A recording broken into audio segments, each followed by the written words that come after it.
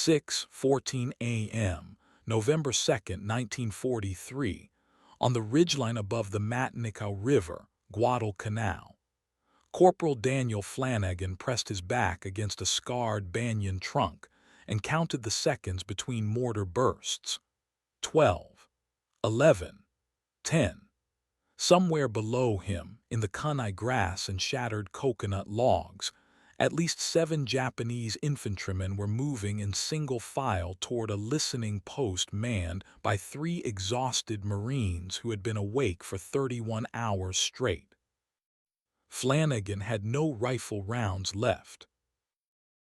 He had a trench knife with a broken tip, a canteen half full of warm water, and a fire axe he had spent 6 weeks reshaping in secret, in violation of at least 2 Marine Corps general orders.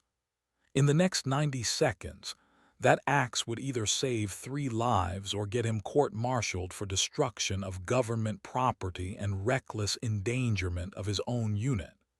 He didn't know which yet. He just knew the mortars were about to stop, and when they did, the killing would start close. This is the story of how a dockworker from a dying fishing town in Maine broke doctrine, broke regulations, and possibly broke Marine Corps history, and why almost nobody outside his own company ever learned his name.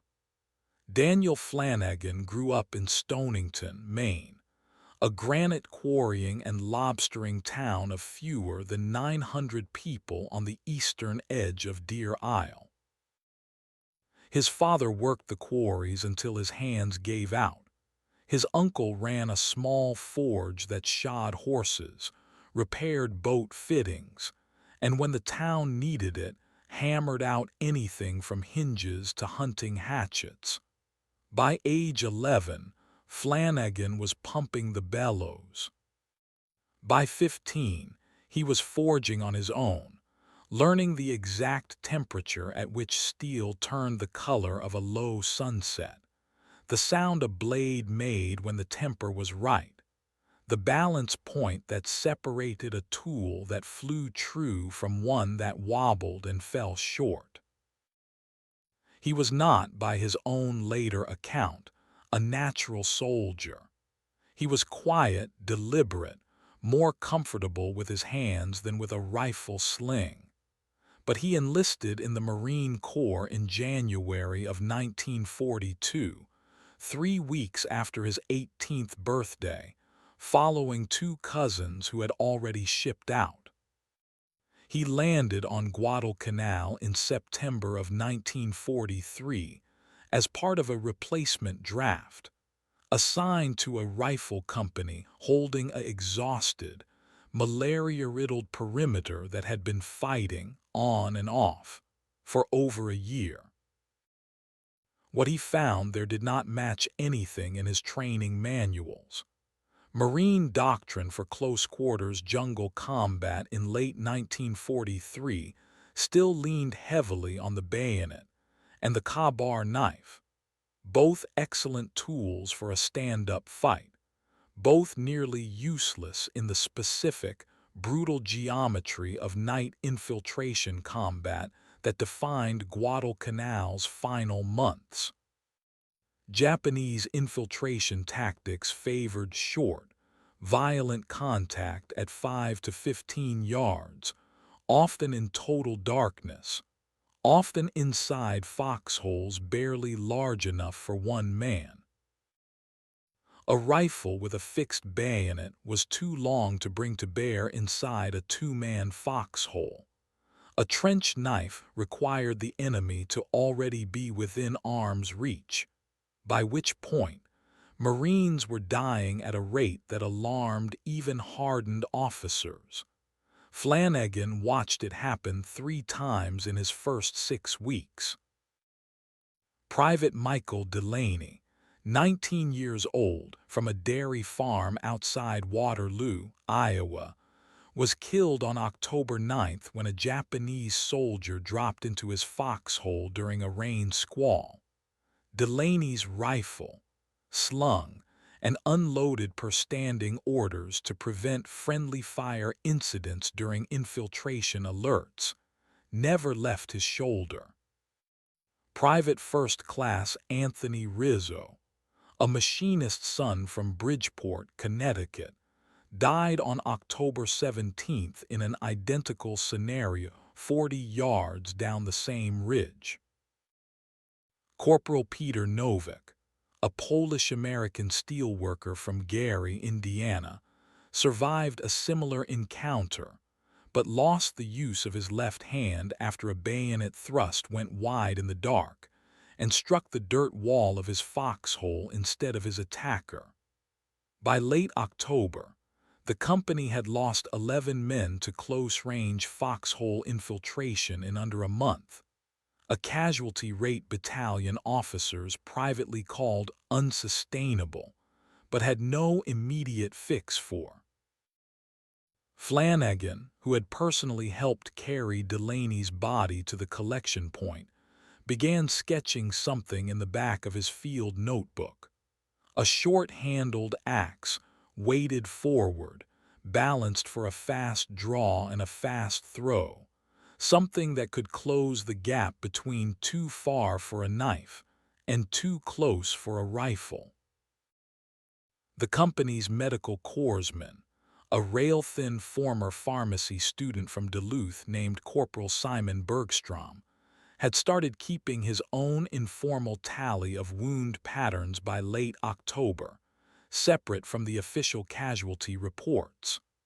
Foxhole infiltration wounds, he noted to anyone who would listen, clustered overwhelmingly in a narrow band. Contact initiated between 5 and 25 yards, resolved in under 30 seconds, almost always in darkness or heavy rain. Rifles were too slow to bring up and too loud to use without giving away every other position on the line. Bayonets required a reach the cramped geometry of a foxhole rarely allowed. Knives worked when they worked, but only after the enemy was already close enough to be inside a man's guard, which meant, statistically, they worked about as often as they failed. Bergstrom's tally never became an official document. It sat in a notebook, one man's private observation, the kind of pattern any competent battalion surgeon general could have identified with the right data. If anyone above company level had been looking at wound geometry instead of overall casualty counts. Flanagan borrowed the notebook one evening, copied 3 pages of it into his own, and began, for the first time, thinking about the problem not as a tragedy but as a Range-Andreach equation with a specific, solvable gap. The 15 to 25-yard band where a Marine had nothing that worked fast enough. Flanagan raised the idea with his platoon sergeant, a career Marine named Gunnery Sergeant Earl Pritchard, in the first week of November. Pritchard had 15 years in the Corps and had survived Belleau Wood veteran stories, 2 Nicaraguan deployments, and the first 6 months of Guadalcanal. He was not interested in improvisation. "You want to bring a lumberjack's axe into a Marine foxhole," Pritchard said, not quite a question. Flanagan tried to explain the throwing geometry, the reach problem, the specific 15 to 25-yard gap where neither rifle nor knife functioned well. Pritchard cut him off. "We have doctrine for a reason, Corporal. You start improvising weapons out here, and the first thing that happens is you lose fingers. The second thing that happens is I lose you to a general court-martial for damaging government property, because that fire axe belongs to headquarters company, not to you." The technical problem, as Flanagan understood it, was straightforward even if the Corps wouldn't act on it. A standard-issue felling axe carried a head weighing close to 4 pounds on a 36-inch handle, designed for chopping wood, not for a man crouched in 3 feet of mud with seconds to react. It was too long to swing inside a foxhole and too heavy to throw with any accuracy. What Flanagan wanted was something closer to what his uncle used to forge for splitting kindling one-handed. A compact head, 20 to 24 ounces, mounted on a 14 to 16-inch handle, with the weight distribution shifted forward so that a thrown axe would rotate exactly once, edge first, across a range of 15 to 25 feet, extending, in a pinch, considerably farther for a trained arm. Pritchard's dismissal did not change the math. It only changed where Flanagan decided to work. The trigger that finally pushed him to act was not, in the end, another death. It was a supply manifest. On the night of November 1st, Flanagan was assigned burial detail and helped log personal effects for transport home dog tags, a wedding photograph, a half-finished letter, a rosary. Going through Rizzo's effects, he found a small hand-drawn sketch of a hunting hatchet in the dead man's own notebook, dated 3 days before he was killed, with a note in the margin. Ask Flanagan if he could make one of these. Rizzo had never gotten the chance to ask. That night, under a poncho rigged against the rain with a flashlight wrapped in red cellophane to cut the glare, Flanagan pulled the general-issue fire axe from the supply tent, along with a whetstone, a section of webbing strap, and a folding saw borrowed from the pioneer platoon. He knew what he was risking. Unauthorized modification or destruction of government property carried real consequences. A summary court-martial at minimum, loss of rank, possible brig time. He worked anyway alone for the better part of 5 nights. The work itself was slow and unglamorous. Flanagan cut the handle down from 36 inches to 15.5, using the folding saw and finishing the cut with a rasp so the grain wouldn't split under stress. He reshaped the head against a flat rock, cold, without a forge, patiently grinding away steel with a file and a whetstone borrowed from 3 different men in exchange for cigarette rations. A process that took roughly 40 hours across 5 nights, working mostly by feel in the dark. He wrapped the haft in surplus webbing strap for grip, both wet-handed and dry. He tested the balance obsessively, throwing at a marked coconut log from measured distances at dusk, when the light was too poor for an officer to notice but bright enough for him to see the strike pattern. 15 feet, 20 feet, 25 feet. He adjusted the head weight twice, filing ounces off the pole until the axe completed exactly 1 clean rotation at 20 feet and 1.5 rotations at 30. Numbers he recorded in the same field notebook where Rizzo's sketch was tucked. He told no one what he was building. Not his foxhole partner, not his closest friend in the platoon, a wiry radio operator named Thomas Callahan from New Orleans.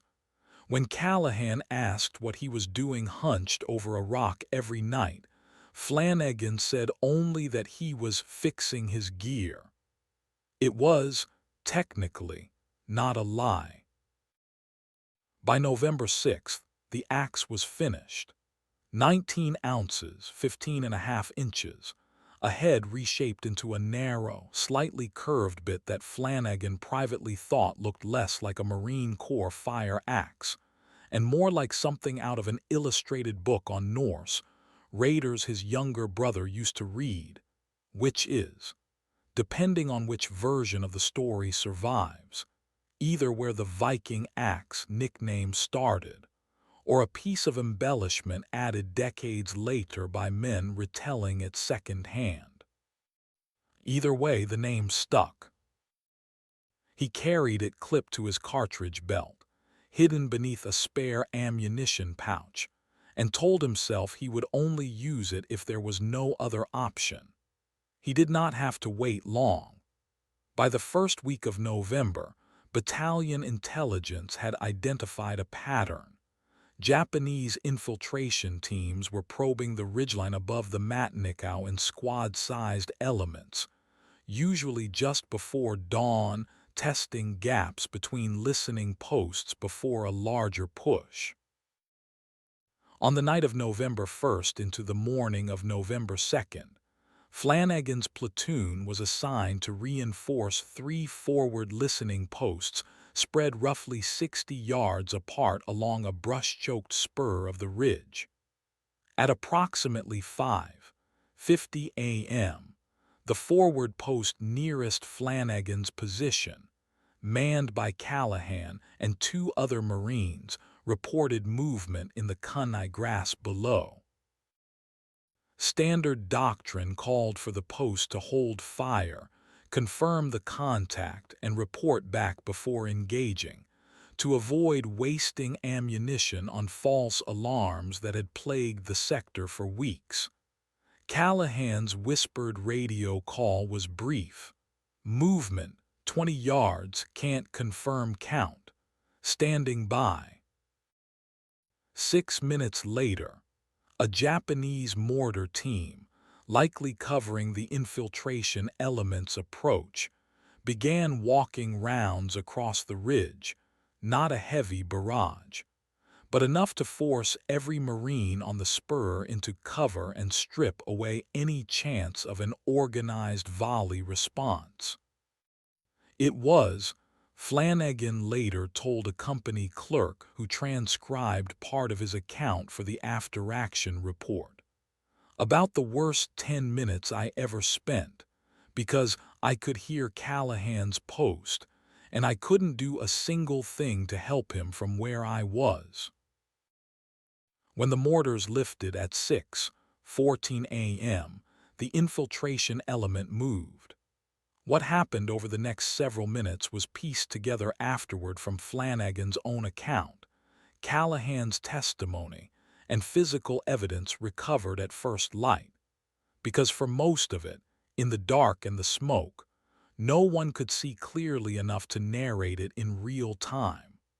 Flanagan moved low along a drainage cut connecting his position to Callahan's post, closing roughly 40 yards in under a minute. Mud past his ankles, grass slicing at his forearms, breath held, then released, then held again. He counted at least 7 Japanese soldiers moving in a loose file through the grass, using the drainage line itself as cover, the same route he was using. At a range he estimated afterward at somewhere between 40 and 50 yards, the lead 2 soldiers spotted him. No time for a rifle. 1 round left. Jammed action. He drew the axe. The first throw went before he had consciously decided to throw it, trained reflex from 5 nights of practice taking over from thought. Arm back. Weight forward. Release. The axe rotated once cleanly, across roughly 45 yards of open ground and struck the lead soldier square in the chest, dropping him instantly into the grass. Flanagan did not stop moving. He had already closed another 10 yards by the time the second man reacted, weapon coming up too late.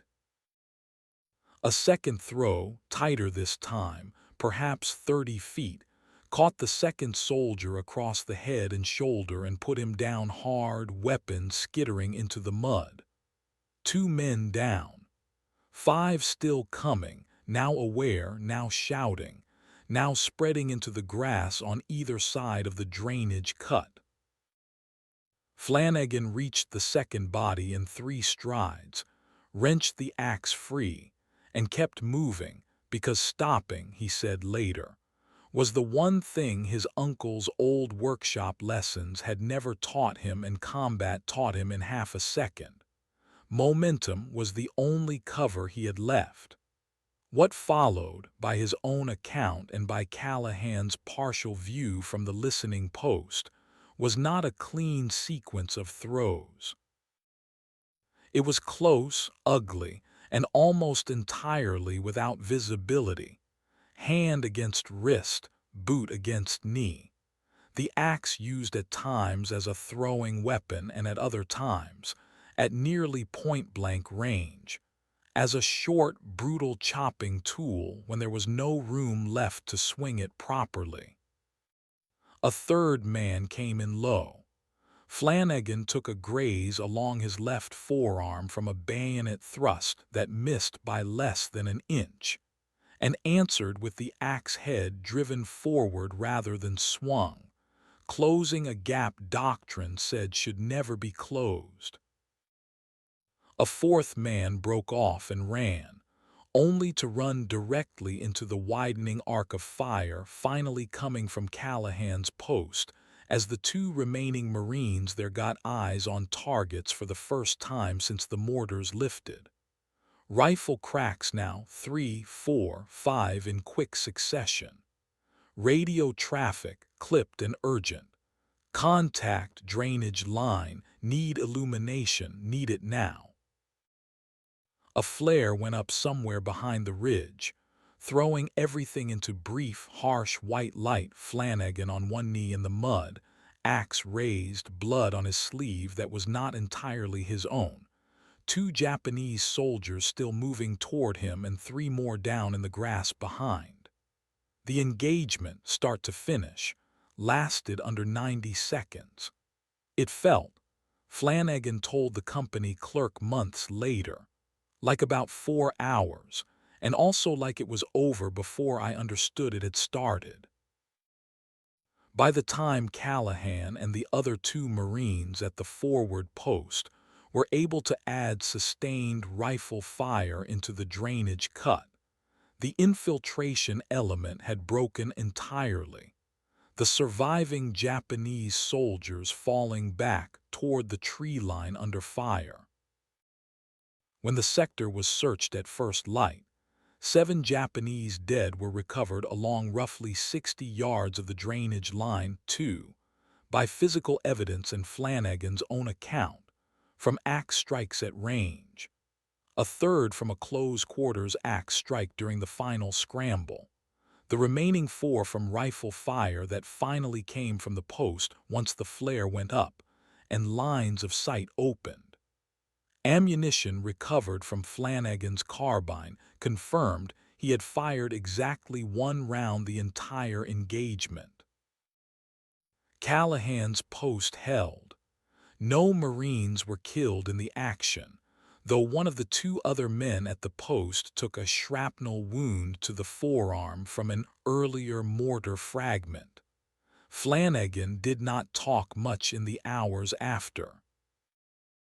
He helped carry the wounded Marine back to the aid station, cleaned the axe head in a helmet full of rainwater, and sat with his back against the same banyan trunk where the morning had started, saying almost nothing while Callahan tried, 3 separate times, to get him to explain what exactly he had thrown at those men in the dark. Corporal Bergstrom, the corpsman who had been quietly tracking wound patterns for weeks, examined 2 of the recovered bodies during the graves detail that morning and noted the difference in his own private log.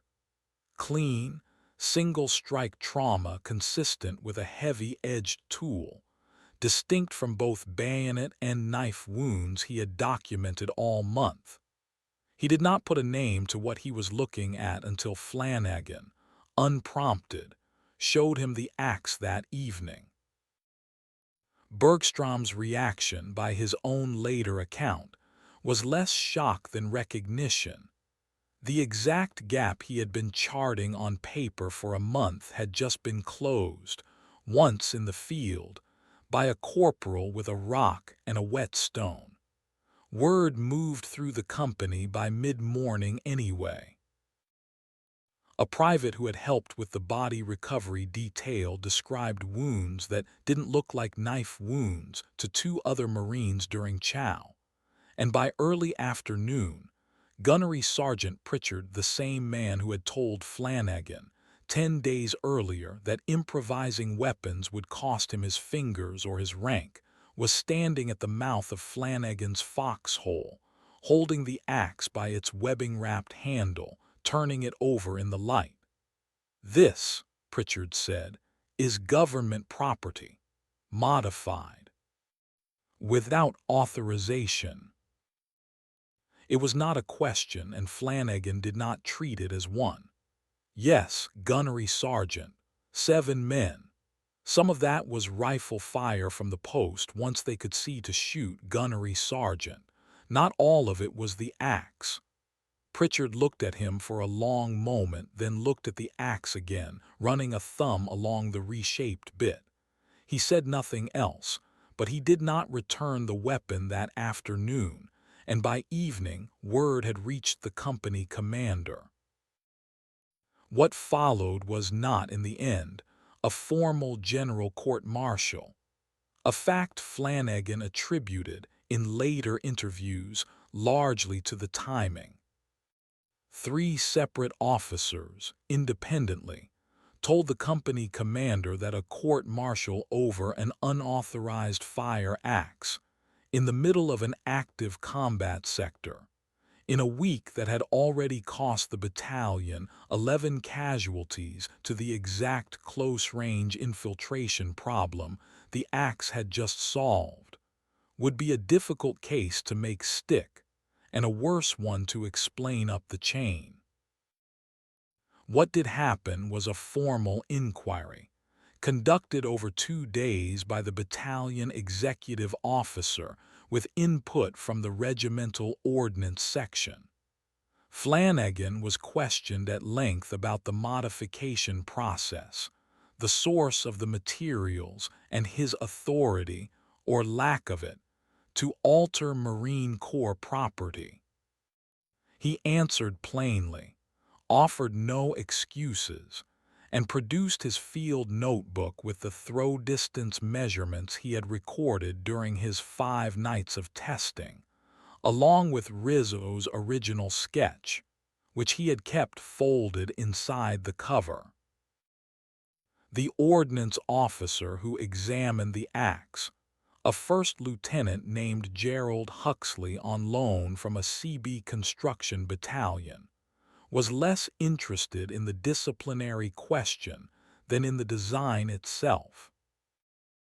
His written assessment, later cited in an abbreviated after-action summary, noted that the weapon's weight distribution, roughly 60% of total mass forward of the grip, produced remarkably consistent rotation characteristics for a hand-fabricated tool, and recommended the design be forwarded to the Marine Corps Equipment Board for whatever consideration such an irregular provenance permits. The battalion commander's final decision, delivered on November 9th, was a compromise. No formal punishment, but a written reprimand for unauthorized destruction of government property entered in Flanagan's service record, alongside a verbal acknowledgment, never formally documented as commendation, since no clean mechanism existed to commend a man for violating a general order, that his actions on November 2nd had likely prevented Japanese forces from penetrating the listening post line. There was no medal.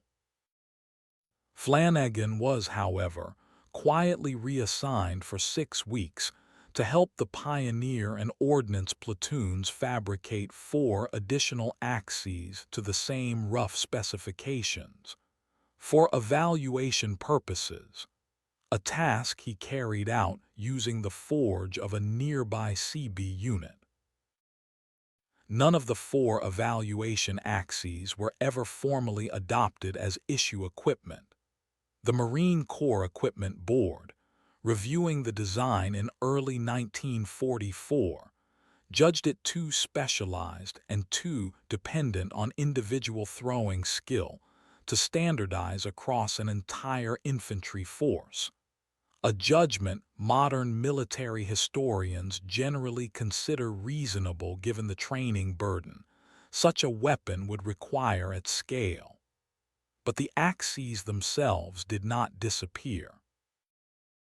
By the time Flanagan's company rotated off the line in December, at least 2 of the 4 had been informally adopted by other Marines in the battalion, carried alongside standard-issue knives, and at least 1 made its way, through a supply sergeant's favor, into a neighboring company entirely outside Flanagan's own chain of command. By evening on November 2nd, versions of the story, accurate and otherwise, had already reached 2 other companies along the ridge.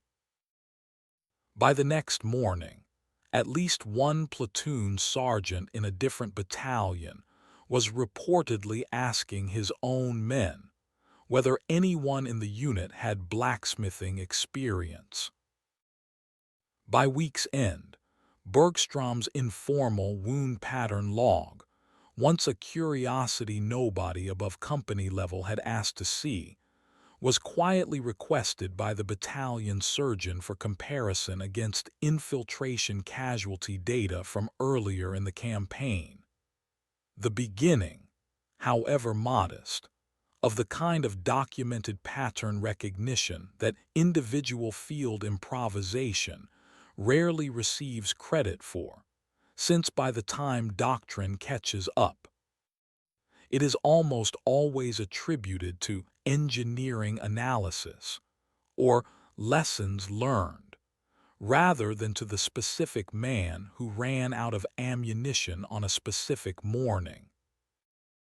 Whether Japanese forces on the ridge specifically registered the change in American close-quarters tactics is harder to establish from surviving records. Unit-level intelligence summaries from the period note only a general increase in the failure rate of infiltration probes along that stretch of the Matanicow line through mid-November, attributed broadly to improved listening post response, without further detail, a phrase that, whatever its intended meaning to the officer who wrote it, could just as easily describe 7 bodies in a drainage ditch as anything else. What can be established with more confidence is the casualty trend itself. In the 4 weeks before November 2nd, Flanagan's battalion recorded 11 deaths to close-range foxhole and listening post infiltration. In the 6 weeks following, across the same battalion, that number fell to 2, a reduction battalion medical staff attributed to several overlapping factors, including improved illumination procedures and revised post-rotation schedules. But one Bergstrom, in his own private notes, credited in significant part to Marines quietly carrying something sharper and shorter than a bayonet.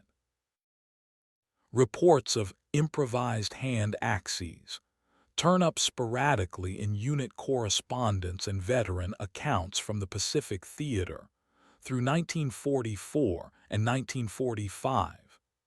Evidence less of a single traceable lineage back to Flanagan's design, and more of parallel, independent problem-solving by Marines and soldiers facing the same close-range infiltration tactics on islands from New Britain to Peleliu. Flanagan himself, when asked decades later whether he believed his axe had directly influenced later designs, was characteristically careful. I don't know that. I know what I built, and I know what happened the one morning I used it. Anything past that, I can't honestly claim. Flanagan survived the war, rotating home in early 1946 after further service in the Pacific, including the Okinawa Campaign, where by his own brief later account, he carried a second, nearly identical axe he had fabricated himself from spare parts, though he apparently never had cause to use it in action.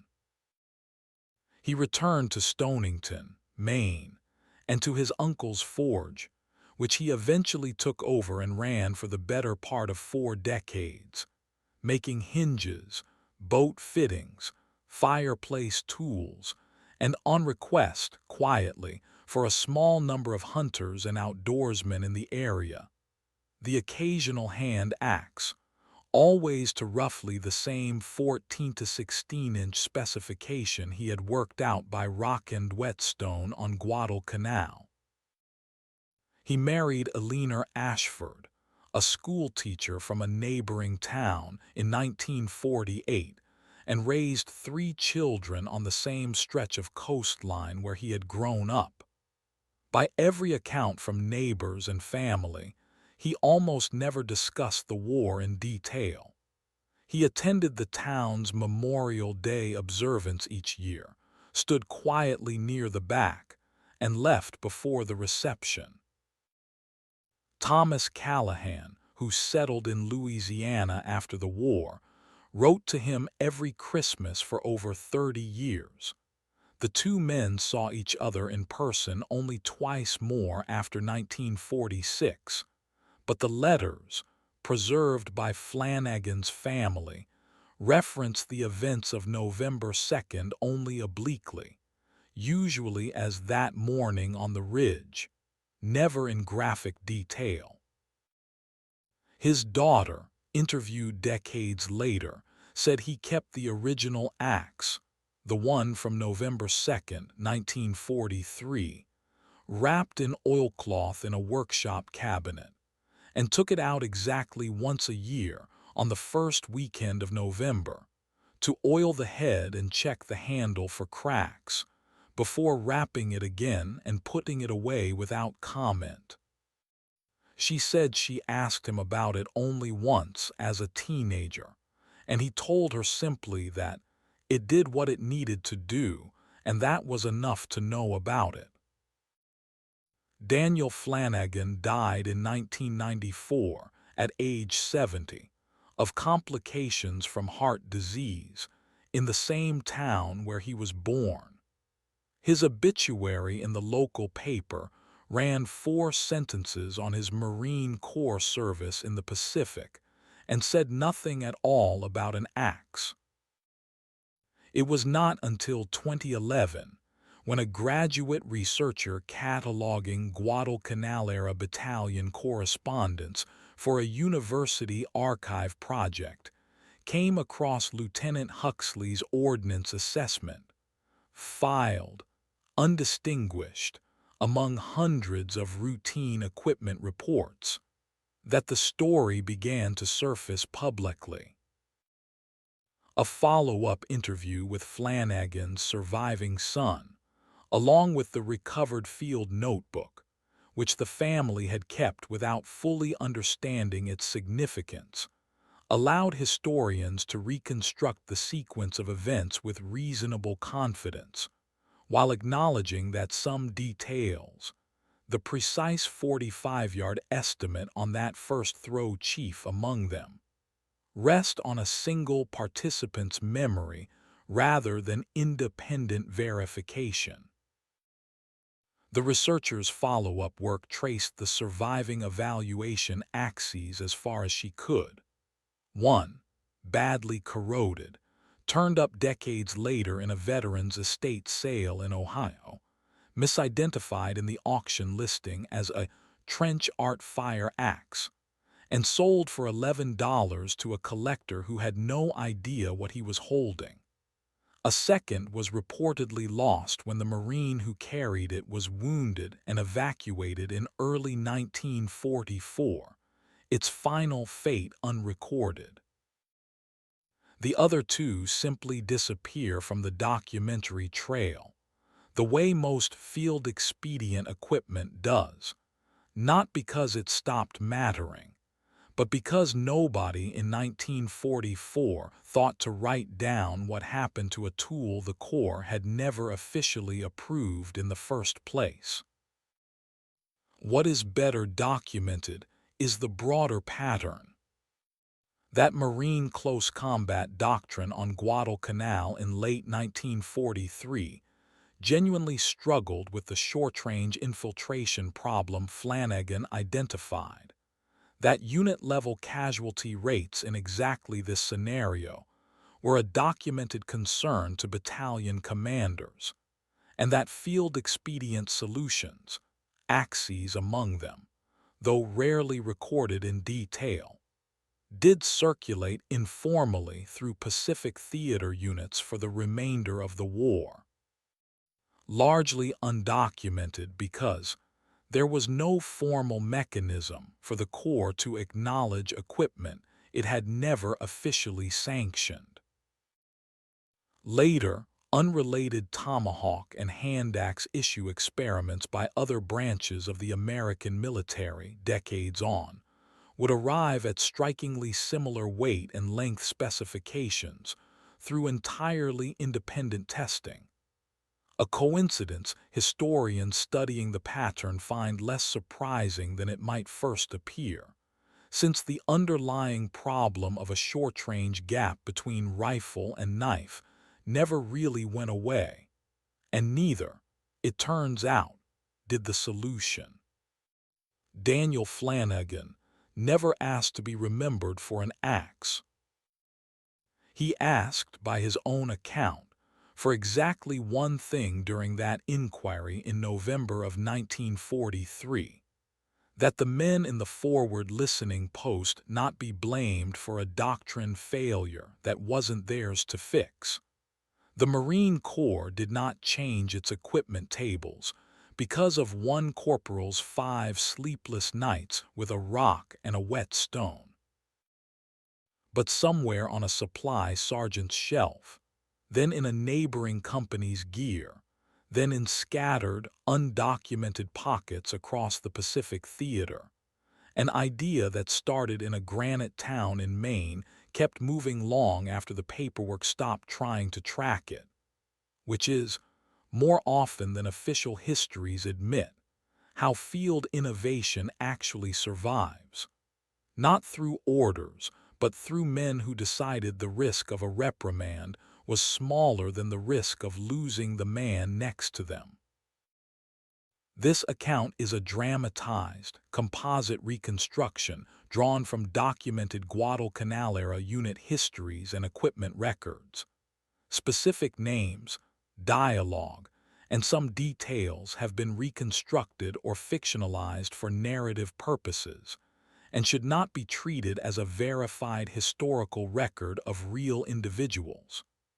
If this story moved you, consider leaving a like and subscribing for more forgotten stories from the Second World War, and let us know in the comments where you're watching from. Thank you for helping keep these stories alive.